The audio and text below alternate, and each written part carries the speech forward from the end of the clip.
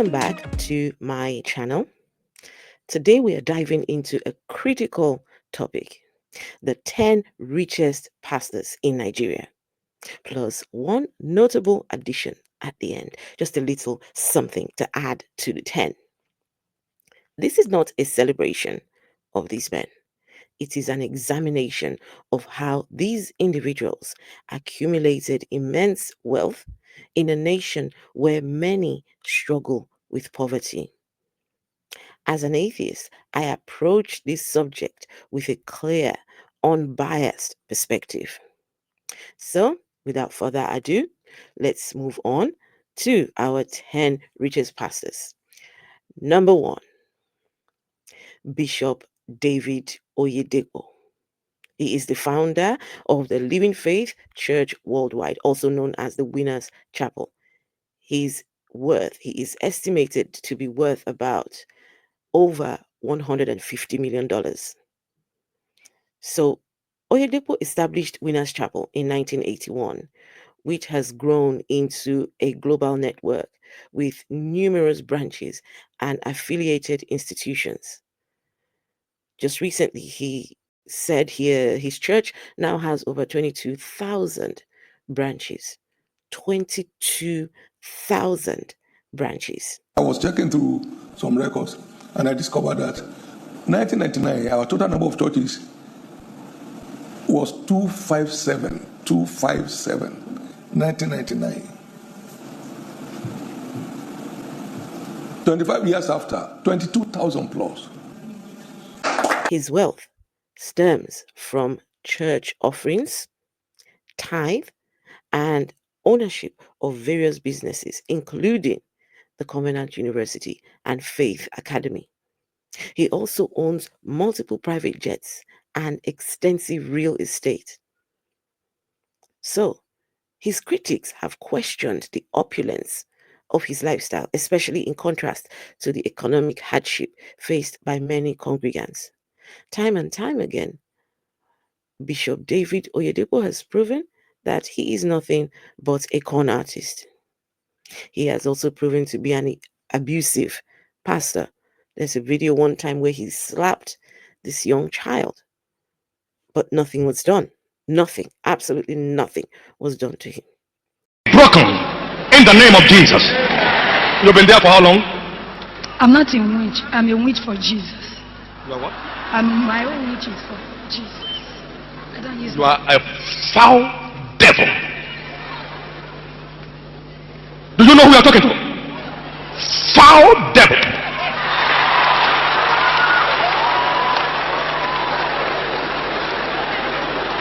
Where are you from?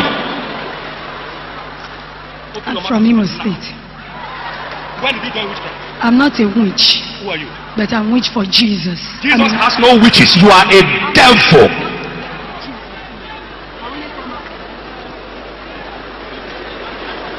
You are not set for deliverance and you are free to go to hell. Number 2, Pastor Enoch Adeboye, the General Overseer of the Redeemed Christian Church of God, RCCG. He's worth an approximate $65 million. Adeboye took over the Redeemed Christian Church of God in 1981, and he has since transformed it into one of the largest churches globally, with thousands of branches.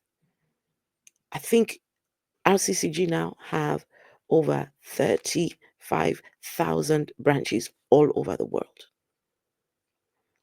Adeboye's income comes from church donations, tithe, offerings, book sales, and speaking engagements. He owns a private jet and various properties.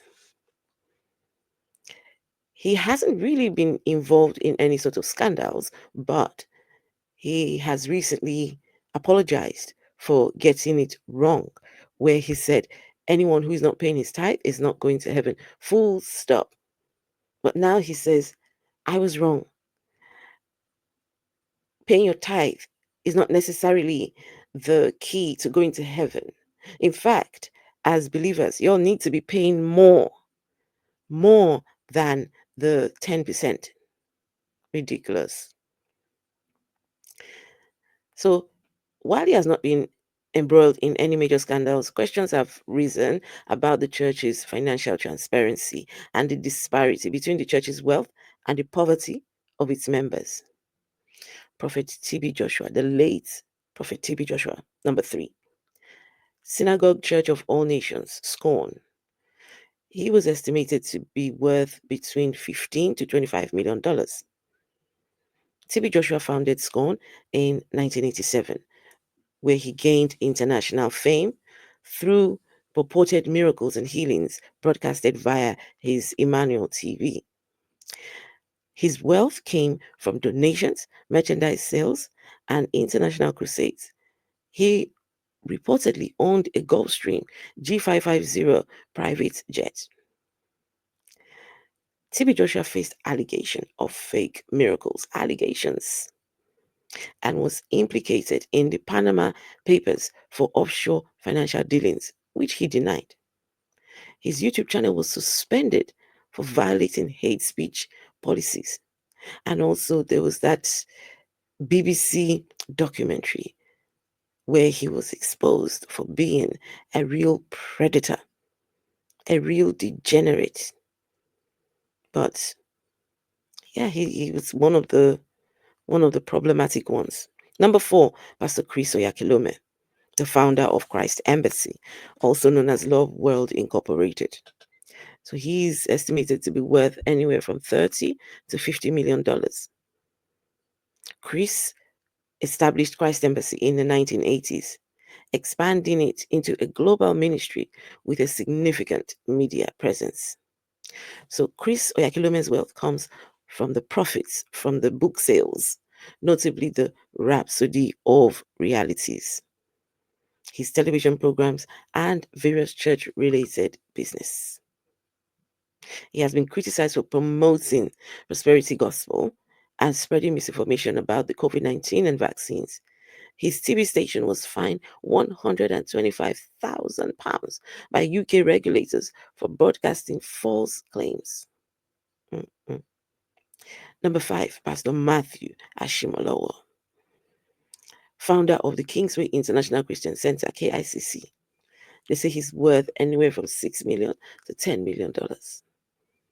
He transitioned from Islam to Christianity at the age of 20 and founded KICC in London in 1992. So where does his wealth come from? His wealth comes from church offerings and media sales and personal investments. So he was investigated by the UK Charity Commission for financial misconduct, including unauthorized benefits totaling over £384,000. He was ordered to repay £200,000 of that money back. Also reported losing £200 million in failed Nigerian bank investments. Number 6, Pastor Chris Okotie. He is the founder of the Household of God Church. He is worth anywhere from $3 to $10 million. He was a former pop musician who became a pastor in the 1980s. How did he accumulate his wealth? His wealth was derived from church donations, book sales, and political ventures. He is known for his lavish lifestyle and multiple unsuccessful presidential campaigns. Publicly criticized his fellow pastors, including TB Joshua. He called him a deceptive magician. Number 7, Apostle Johnson Suleiman, the founder of Omega Fire Ministries. Apparently, he's worth anywhere from $1 to $5 million. He established his ministry in 2004, expanding rapidly across Nigeria and internationally. So, where does he accumulate his wealth from? He accumulates his wealth from the earnings from church activities, media outlets, and various business ventures, including oil and gas. He was accused by Canadian singer Stephanie Otobo of sexual misconduct, which he denied. He claimed to have survived an assassination attempt in 2022 that resulted in the death of 7 people. But unfortunately, we don't hear about those people anymore. Completely gone. Number 8, Bishop Mike Okonkwo, the founder of the Redeemed Evangelical Mission, also known as TREM. He's estimated to be worth approximately $5 million. He founded TREM in 1981, focusing on evangelism and leadership development. Wealth, where he gets his wealth from? His wealth comes from the income from church operations, book sales, and speaking engagements. Michael Okonkwo maintains a relatively low profile with minimal public scandals. Number 9, Pastor Lazarus Moga, the founder of the Lord's Chosen Charismatic Revival Movement. Apparently, he's worth anywhere from $3 to $5 million. He started the church in 2002, known for his distinctive evangelism style and slogans. So, where does Pastor Lazarus get his wealth from? He derives his wealth from church offerings, book sales, and other religious materials. He has been accused of staging fake miracles and defrauding a former member of 317 million naira. The church denied this organization. Okay. Number 10 on our list, Pastor Sam Adeyemi, the founder of Daystar Christian Center. His net worth is approximately $3 million. He founded Daystar in 1995, emphasizing leadership and personal development. His income comes from church services, seminars, and book sales. He's known for a modern approach to ministry with very minimal controversies. And lastly, this is a special mention. Pastor Jerry Eze, the founder of the Streams of Joy International and the host of New Season Prophetic Prayers and Declaration, otherwise known as NSPPD. His worth. His worth is not publicly disclosed, but he's reportedly the highest paid YouTuber in Nigeria, to the tune of billions of Nigerian naira. He gained prominence through daily online prayer sessions, attracting a global audience. His wealth comes from the revenue from YouTube monetization, donations, and merchandise sales. Controversies about Jerry Eze. It raises questions about the commercialization of online ministry, especially in a country facing significant poverty challenges. These pastors have amassed significant wealth through various means, often in stark contrast to the economic realities of their congregations. As an atheist, it is evident that religion in these cases function more as a business enterprise than a spiritual endeavor. It is crucial to question and critically assess the structures that allow such disparity to persist. One thing is clear: all these men have become wealthy through selling a god. They have given people a god and have been paid handsomely for the god that they have sold. Well, it turns out there is no evidence for this god. There's no evidence that this god exists, unless you can prove that the god exists. But so far, so good. We have no evidence. But these men have successfully sold a non existent god for money. And not just any monies, loads of monies as well. It's time that people start questioning, how do you as a country in Nigeria have the richest preachers in Africa, but yet Nigeria has the most people living in poverty? Something doesn't add up. Something's not making sense. And we need to keep on pushing. Don't stop.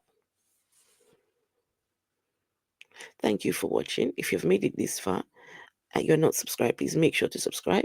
Turn your notification bells on so when I drop a new video, you'll be the first one to know about it.